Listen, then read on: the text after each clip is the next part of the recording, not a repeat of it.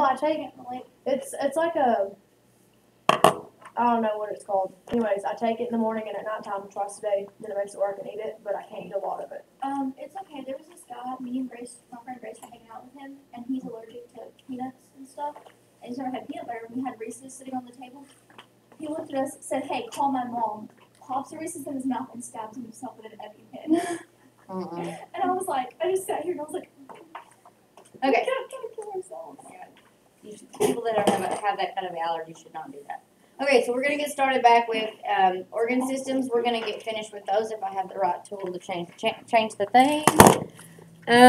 Your digestive system, you guys know, is how you get that's how you get all your nutrition. It not only does it process things we take in to ensure we have all the right nutrition, it also gets rid of any waste that we can't process. So, in the form of stool. So it's not necessarily certain specific foods that you get rid of. Lots of times it's just the bacteria that's in the stomach. Because in your GI tract you have tons of really good bacteria. If any of you have taken antibiotics for a very long period, you may have had some stomach issues related to certain antibiotics. And it's because antibiotics don't differentiate between bacteria. They kill off all bacteria. So you need that good bacteria to process food.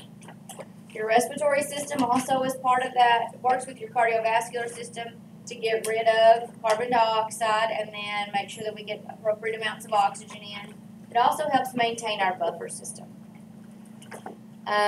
Your urinary tract controls water balance, and it also controls nitrate buildup. So if your bladder doesn't work appropriately and you take certain medications, they'll just build, and you get a urinary tract infection or have some kind of problem with your kidneys filtering medications or filtering substances, then it can build up in your body, and it can become a toxic level. How many of y'all like processed foods? There are tons. That means anything from lunch meat, hot dogs, anything like that. Except for cheese. I don't like processed cheese.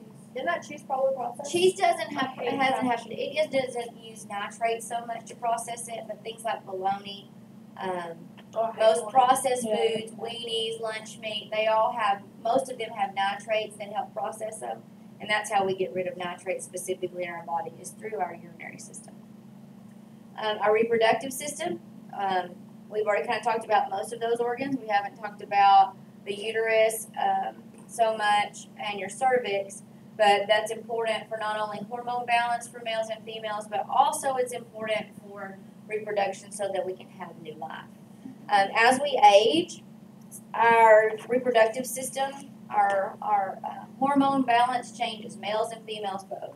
For women, it tends to be somewhere between 45 and 60. Women go through menopause at different ages. Some as early as 30, but some as late as 65. Males start to lose their healthy level of testosterone around 40, between 35 and 40. The amount of testosterone they produce after that generally starts to decline. So there's hormone replacements for males and females both. We don't always think about male and female. That we don't always think so much about males having to have hormone replacement as much as females. You can get estrogen and progesterone patches and pills and things for menopause when you get older. Doesn't menopause just make it where you have hot flashes and you can't have kids? You stop over a period of anywhere from 1 to 10 years. Your period slows down, but when you do have one, it's like insane. It may be for 10 or 15 days. It may be super heavy, and then you may not have one for 3 months. Also, yes, you do have hot flashes, and that's the hormone balance changing. And over time, your cervix starts to atrophy some as well, because it's not going to be used again. I want to talk about clinical applications of things we use to diagnose health issues. We use ultrasound. Who knows what ultrasounds are used for? What, babies? And it does something to the muscle. Oh. I raise your hand. So what else besides Kayla, what else besides seeing babies? Whenever they took Sarah to the hospital, they used it to look at her gallbladder. So you can look at It's not as invasive as like a CAT scan. right. It's totally uninvasive. There's no radiation in an ultrasound, and what it is it's sound waves bouncing off of organs or cavities. Now, it can't necessarily see through the organ. It can see stones because gallstones are more solid than the actual gallbladder. The gallbladder is hollow, so if there's stones in it, they can see that there's stuff in it. Ultrasounds are also used to look at circulation. They can use, it's called a venous Doppler, but it's part of the ultrasound machine, and they can see how circulation in the legs are. So if someone has a blood clot or they have narrowing of their blood vessels, they can see that with an ultrasound as well. It's always the first. They also look at lymph node chains. They can tell if cancer is in lymph node chains with an ultrasound. They do ultrasounds of breast as well, sometimes before they do a mammogram, if they're really concerned that there's cancer, and they do that because they can actually see that solid mass around the rings. You have rings of adipose tissue in your breast, and so if there is a tumor or there's any abnormal cells in there, sometimes they can see them with an ultrasound. What about an MRI? Is that invasive? Yes. Can be. If they do it with dye, then it's considered invasive. So if they use radio-opaque dye, and they're not just looking at images, if they're looking at something specific, then they do. An MRI is a huge magnet that spins around the body, and it takes images and slices. Most of them now can do about 3,000 to 4,000 slices a minute. Some can even do more. Some of the one that they just replaced in Sulphur Springs can do 5,000 slices a minute. So why does it take so long to do it for an MRI? You know, if you've had an MRI of like the head or spine, it takes like an hour, 45 minutes or an hour. Sometimes it's because they have to wait for the dye to get all the way to where it goes if they're needing dye. Sometimes it's because of how intricate the doctor's ordering the images. If they're just looking at, maybe they're just looking at a knee, it'll take about 30 minutes. Yeah, mine was for like 20. Yeah, 20 or 30 minutes, but the whole time in and out, about 30 minutes. And it's because they're just looking at one specific structure. But if they're looking at the brain and they want the midbrain and they want the brainstem, that takes longer and they have to get more defined images. Is the dye for the MRI the one that you drink, or is it the one that they put in your IV? They put that in the IV. It's an iodine-based, radio-opaque. There's one that you drink. Unless you're doing something with your stomach. If you're doing an upper GI or a lower GI series, then you have to drink that variant. Everything else, they actually can use an IV for it. I had to do an IV with my mom whenever she had her miscarriage. I don't know why. There was a bunch of tests, and she had to drink it. MRIs are not radioactive, but the magnet is very strong. So if you're having an MRI, they give you a special gown that has Velcro, no snaps. They make you take out all metal in your ears and your belly button because it will rip it out. If you have any kind of piece of metal and you're not surgical steel, but like if you have a pacemaker, you can't have an MRI because it is strong enough to rip the pacemaker out of your body. So you cannot. You can't be in there with any kind of metal because it will pull it out and it will be on the top or the sides of that machine. It's scared me being there. And it is in a tube, so it's very like enclosed. This big, and they put your whole body in there, and you just lay in the dark. It is very enclosed. Now I want to talk about X-ray and CT scanners. So a computerized tomography is a CT scan. A CT scan does have radioactive. It does have radioactive or X-ray waves. It does have radiation that's used. It's stronger than a regular X-ray, the radiation. So it's more invasive towards the body. You do not need to have multiple CTs in a year. I know that it hasn't passed the FDA, but they are trying to limit the number of CT scans to 3 a year. PET scans are also radioactive, but not as strong as a CT scan. CT scans will have you on your head. And should CT well, 2 days. Yeah, the MRI doesn't Yeah. really, 4 in 2 days. but the CT scan is a lot. Yeah. Remember I had like, I've only had one CT scan.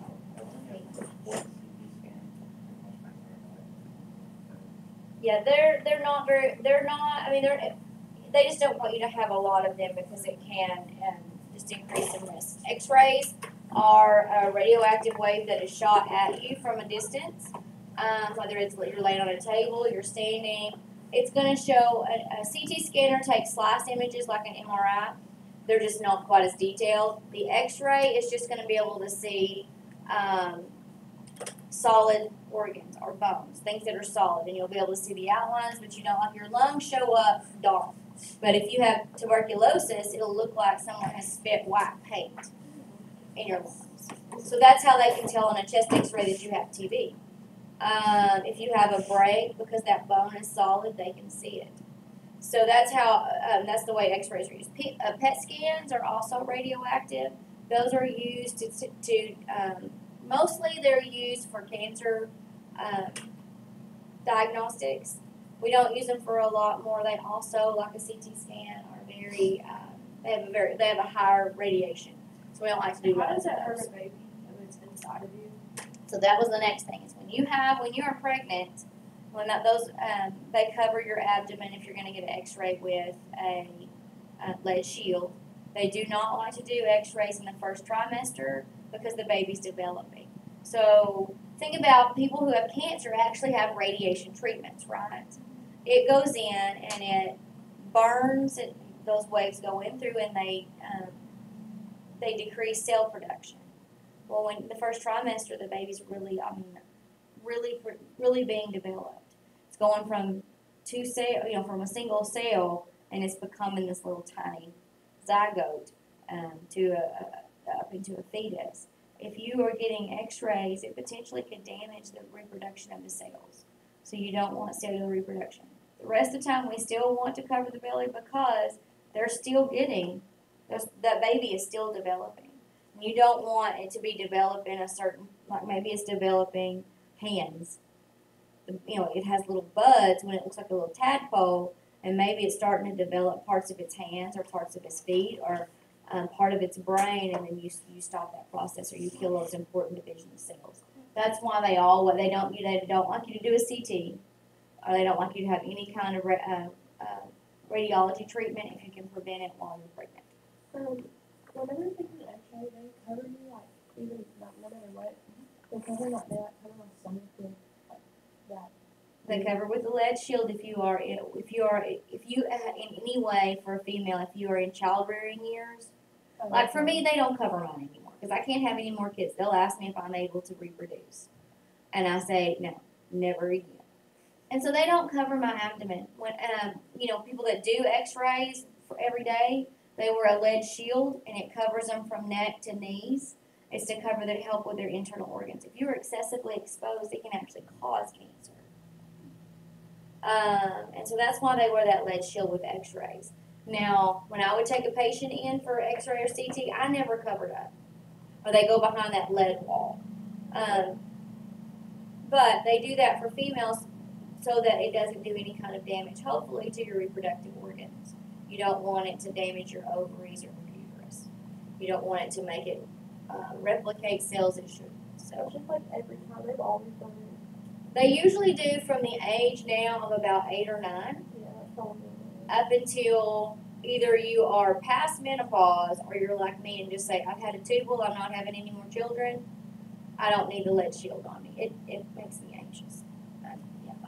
In children's, they start like whenever you go in, it doesn't matter if you're going in for like a broken arm, they make you like do a They do a pregnancy test on Every everyone single- over the age of 9. yes. Why? My little sister is 11 years old. Because of like There's abuse of incest and abuse.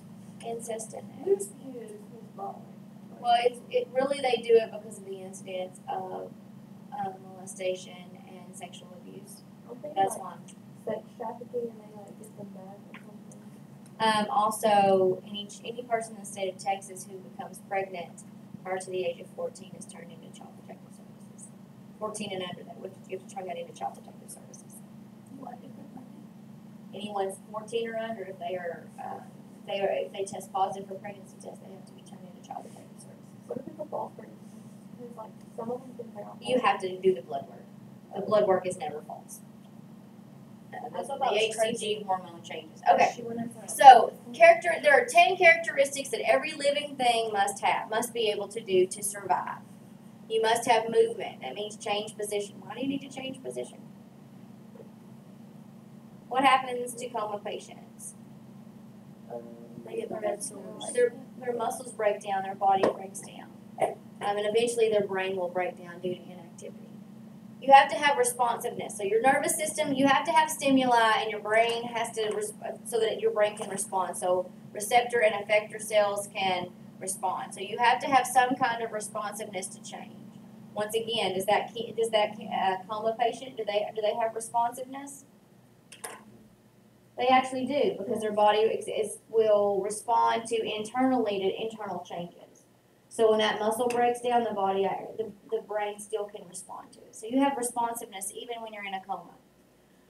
You have to grow. So you can't say those two little cells I was talking about earlier. You have to grow internally, and you have to grow to your maximum height. You also have to reproduce new cells. All of your cells in your body wear out, including your bone cells. Do you know that your bones completely kind of refurbish themselves every 2 years? You get a new set of bones about every 2 years. They break down and regrow.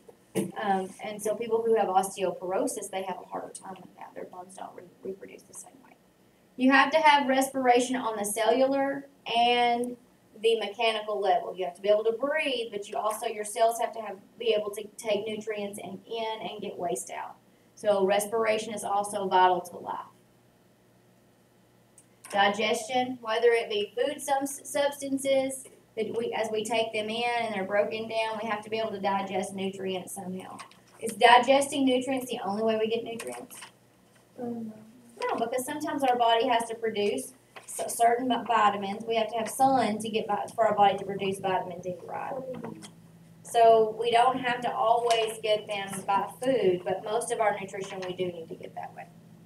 We have to circulate body fluids in and out. So you want to be able to sweat.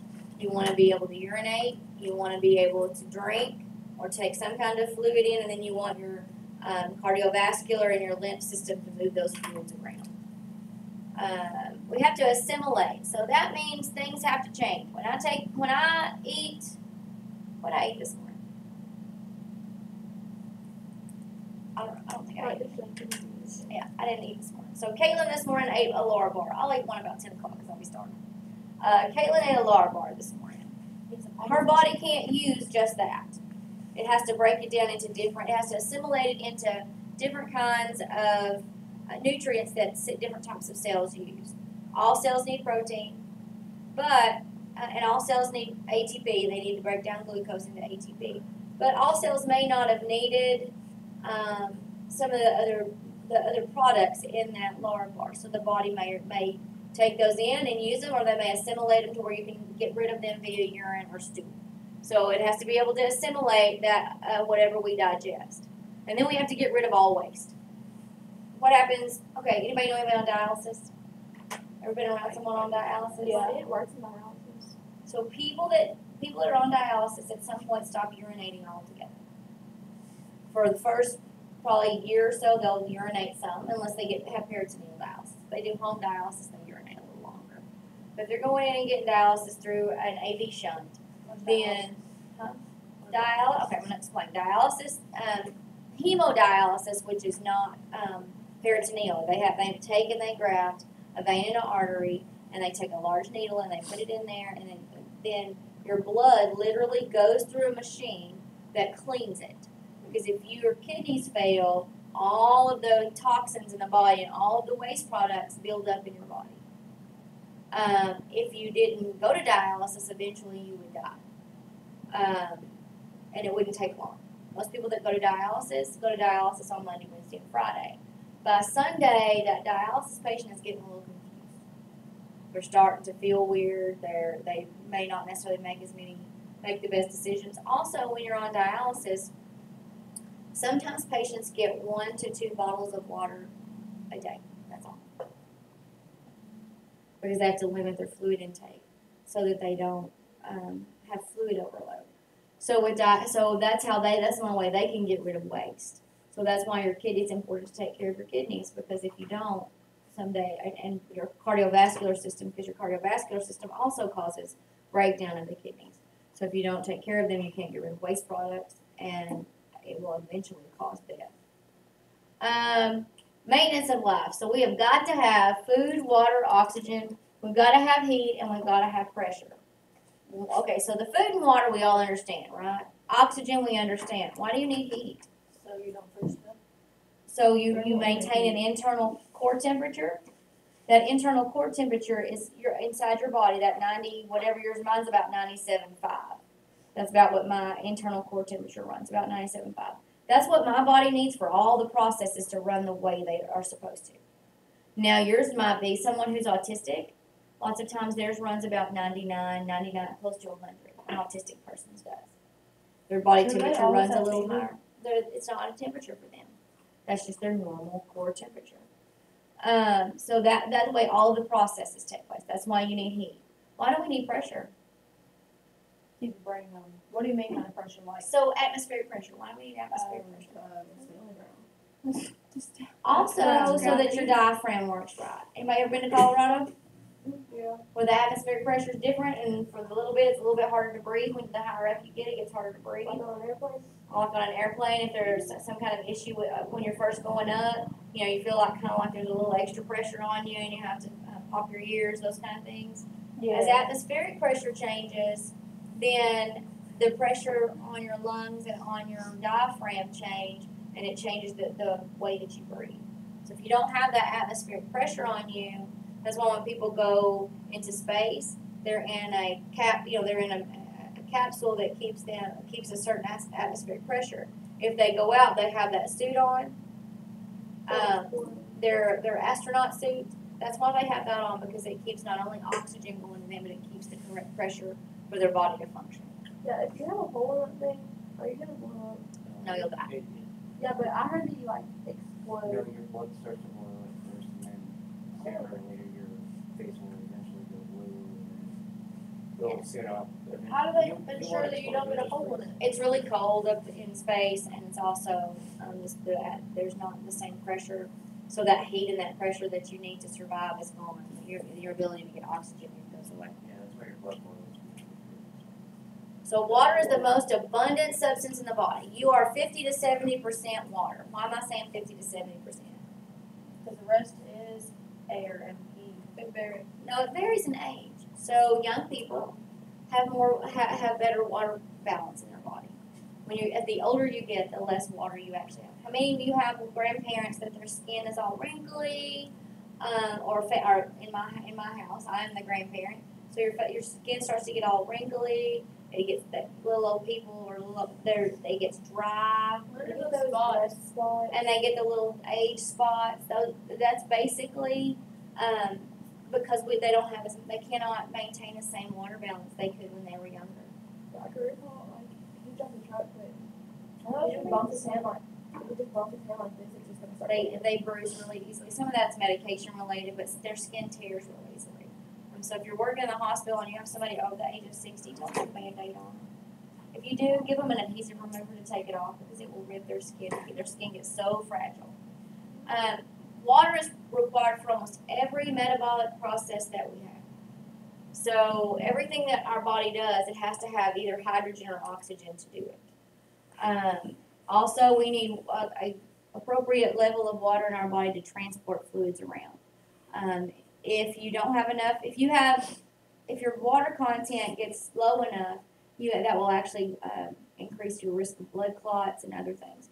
Thank God that Coke Zero has water in it. Also, it regulates your body temperature. So we have had this during 2 days. We had a person who had heat exhaustion. Heat exhaustion is related to fluid loss, and their core body temperature goes up. So, and it goes up rapidly. So that's why water is important. Anything but Food is how we get basically we get all of our nutrition and we get our energy to survive. Food is our energy to survive. There are certain amino acids that our body cannot make. The essential amino acids, and we'll learn about those later, but those are things that we cannot make ourselves. So we have to intake those. There are certain vitamins and minerals that we can't get if we were never outside the house. Oxygen, 1/5 of all air is oxygen, and we have to have that to sustain life. Also, we have to have it to for all those metabolic processes. We need to break down that water and the hydrogen and use them. So when we talk about breaking things down or building things up, we talk about metabolism. Metabolism is basically the process of utilizing nutrients that come into the body, or substances that come into the body, whether it's water, oxygen, or air, whatever it is. It's the way that we use it. There are two types of metabolism. Anabolism. What is anabolism? Is it the part where it uses the chemicals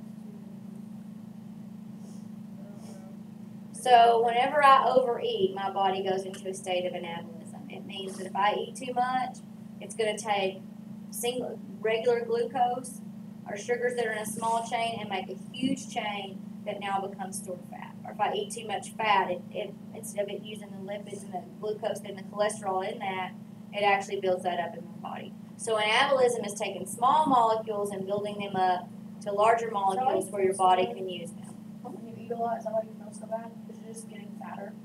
Well, when you eat a lot, your body when you eat more than your body needs, your body has to work harder to put things where it goes. Catabolism is actually breaking big things down into smaller. So when we eat, our body breaks those big protein chains and those big sugar chains down into forms of nutrients that we can actually use. How does working out burn fat instead of muscle? Because it uses more calories. It builds muscle because when you work out, you tear your muscle and it has to repair. You tear your muscle and it has to repair. That's how muscle builds. So then, like, when I was getting ready to deal with the smart deal, it doesn't. Well, okay, then that though, because that was that means. Even though we just told that your body can't fix it. It does repair. It just takes a little while to repair. So when you lift weights, they tell you to do legs Monday, Wednesday, Friday, and arms Tuesday and Thursday, depending on or whatever. So you only do parts of the body. That's why they do that. That's that repair time. Also, when you break down muscle, you use a lot of calcium and sodium and potassium. There's these little channels. There are sodium, potassium, calcium channels. They open and close every time you need to have movement. And so, even though they tell you to drink Gatorade or Powerade when you work out, adding that calcium back in your body helps prevent that soreness because it's a buildup of lactic acid. So that's why they tell everybody now when you work out, drink chocolate milk. I'm not supposed to drink a lot of milk. The doctor told me not to. It's like me and my mom have overproduction. Then you can take a calcium. You probably don't get super sore. I hardly ever get sore. My shoulders are weirdly sore right now. I don't even do anything for my shoulders. Okay, there was one more thing on here I had written that I need to tell y'all because evidently that's a test question or something related to a test question. What is? The metabolism, catabolism, anabolism, that process is a test question because I have it written down on here. Also, that the body consists of trillions of cells that have distinct internal components that do specific things. So you have trillions of cells that initially they are undifferentiated when you're new, or like that's why they keep cord blood. Now, when babies are born, they'll keep a section of the umbilical cord that's close to the baby. So that's great because those are undifferentiated cells for you, or for your child. So what they can do is they can take those undifferentiated cells, say that your child right now had some type of cancer and they needed a stem cell transplant. They can use their own stem cells and they can grow their own stem cells. They keep your umbilical cord? You have to pay for that. Cord blood banking is about $2,000. Some people keep their umbilical cord. And they freeze it, and then they can go in and get those cells. And so, where do the parents use it? like a memory. Yeah, that's just, That's weird. no, it has to be that crowd section that has those undifferentiated cells in it. Did that hurt the mom when they kept thinking we were not doing it? No, don't feel anything. Okay, so homeostasis. Homeostasis is just maintaining a normal internal environment. But like I told y'all yesterday, our body is never, even though we maintain homeostasis, most people's body is never at the most optimal. There's always something going on. Last night I didn't get enough sleep, so my body's having to compensate for that. Say.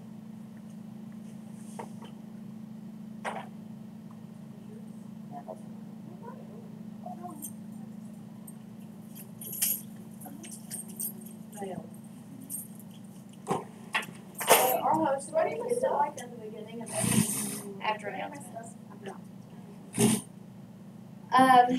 So our body always is responding to something that's going on. Caitlin's was responding significantly this morning because she didn't eat. So her body was trying real hard to maintain that normal state, but it couldn't, so it caused a reaction. What time is it? 21. Okay, let's stop. Yeah, let's stop. No, I was We dying. won't start on homeostasis. We were dying. Hates me. It's Oh, normally, it's the I first normally thing. don't eat breakfast. It's